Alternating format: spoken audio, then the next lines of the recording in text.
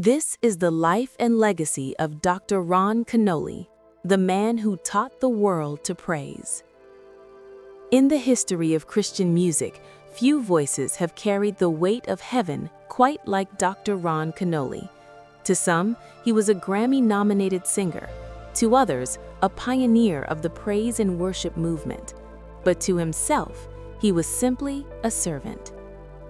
On February 3, 2026, the world said a final goodbye to this titan of the faith at the age of 81. From his humble beginnings in Kansas to leading hundreds of thousands in worship in the heart of Africa and India, Ron Kenolly didn't just sing songs, he helped build the very foundation of the modern gospel music industry. Today, we look at the life, the music, and the monumental legacy of Dr. Ron Kenolly. Early life and the R&B years. Ron Kenolly was born on December 6, 1944, in Coffeyville, Kansas. He was raised by a single mother, Edith, who famously rubbed her belly while pregnant with him and prayed, "Lord, let this one praise you." Growing up, Ron was mesmerized by icons like Sammy Davis Jr. and Nat King Cole. After high school, he headed to Hollywood to chase the dream of stardom. But first, duty called. From 1965 to 1968, Kenolly served in the U.S. Air Force, where he sang in a top 40 cover band called the Mellow Fellows. After his service, he returned to Los Angeles to pursue a secular career. Performing under the name Ron Keith, he signed with major labels like A&M Records and even opened for legends like The Temptations and Tina Turner. He was on the verge of the big time, but his personal life was crumbling. By 1975, facing a family crisis, Ron realized that his childhood passion for the spotlight had left him empty. He rededicated his life to Christ, walked away from his secular contracts, and spent the next 8 years in obscurity, writing over 1,500 scriptural choruses that no one at the time wanted to hear. The breakthrough, the integrity era. The early 1980s were a season of preparation. Ron became the Minister of Music at Jubilee Christian Center in San Jose, California.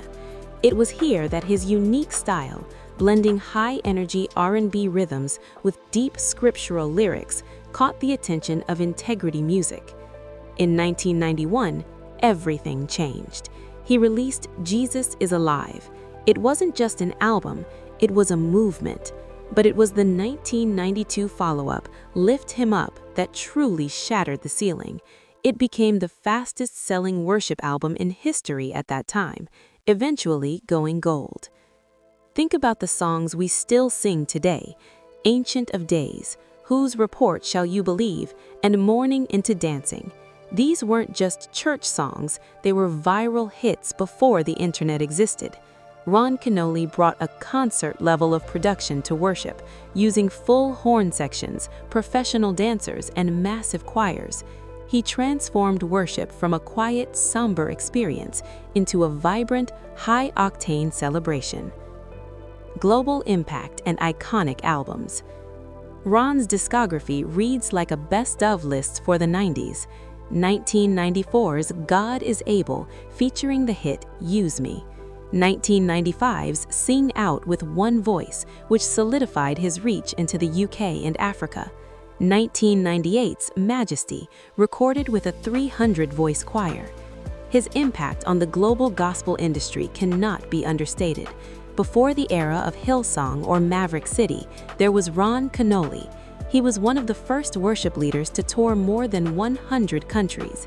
In Bangalore, India, he led a crowd of over 200,000 in worship. In Nigeria, South Africa, and Ghana, he is considered a founding father of modern worship. He didn't just perform, he mentored. He founded the Academy of Praise, teaching worship leaders that their role wasn't to be an entertainer, but a facilitator of God's presence. Family and personal life. Behind the massive crowds was a man deeply committed to his family. Ron was married to his wife, Tavita, for over 40 years until her passing. They had 3 sons, Tony, Samuel, and Ronald Jr., the latter becoming known as the Kenolly brothers. In 2014, he found love again and married Diana Kenolly.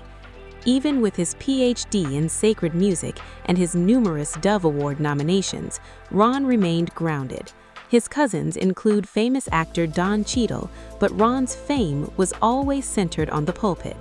In his later years, he moved to Florida, continuing to travel and teach even as he entered his 80s. He remained active until his final days, reflecting on social media about reaching 123 nations over his 48-year ministry.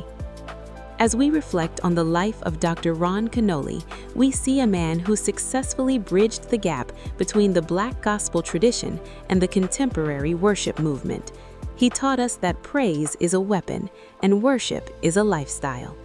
Though he is no longer with us, his voice remains. Every time a congregation stands up to sing, "Blessing and honor, glory and power be unto the Ancient of Days," the legacy of Ron Kenolly lives on. Thank you, Dr. Kenolly, for teaching us how to lift him up.